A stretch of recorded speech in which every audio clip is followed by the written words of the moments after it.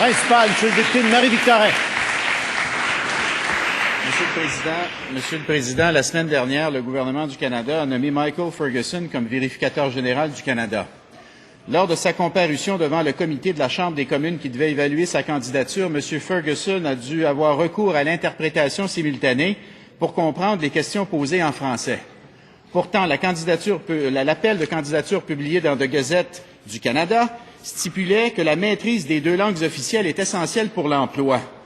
Le gouvernement du Canada a quand même choisi de le nommer. Monsieur le Président, on n'a pas entendu le gouvernement du Québec sur cette nomination. Monsieur le Président, est-ce que le ministre des Affaires intergouvernementales est d'accord avec nous pour dire que cette nomination a quelque chose d'offensant et de méprisant pour les francophones?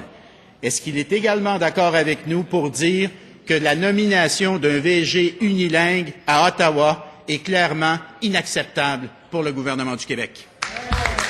Le ministre des Affaires intergouvernementales canadiennes. Alors, Monsieur le Président, je veux remercier le député de Marie-Victorin de sa question. J'ai déjà eu l'occasion d'indiquer que le dernier geste posé par le gouvernement fédéral concernant la nomination, entre autres, un juge unilingue à la Cour suprême du Canada, et plus récemment, de la nomination d'un vérificateur général unilingue également, constitue à notre sens un recul pour la francophonie canadienne et pour le fait français ici dans le pays, au Canada.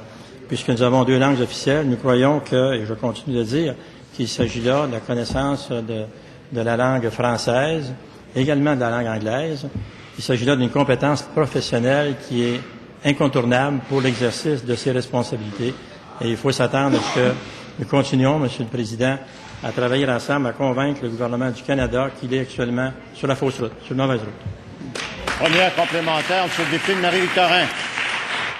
Monsieur le Président, ça va prendre un petit peu plus de vigueur, là. Ça va prendre un petit peu plus de vigueur, là. La responsabilité du ministre des Affaires internes, c'est de veiller sur les compétences du Québec, lesquelles sont garantes du respect de nos droits, de nos valeurs et de nos intérêts.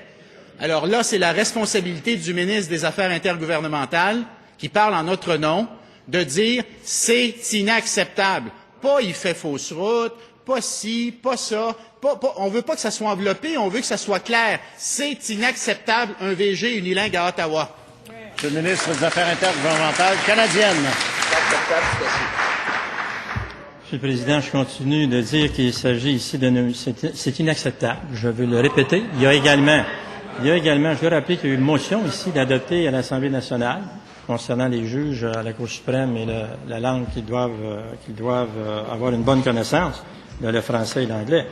J'ajoute également que cet après-midi même, vous rencontrerez Mme France Kenney, qui est la présidente de la Fédération des communautés francophones et acadiennes du Canada, afin de discuter avec elle des moyens qui sont mis à notre disposition pour continuer de faire comprendre très clairement au gouvernement fédéral qu'il fait fausse route actuellement dans ce dossier.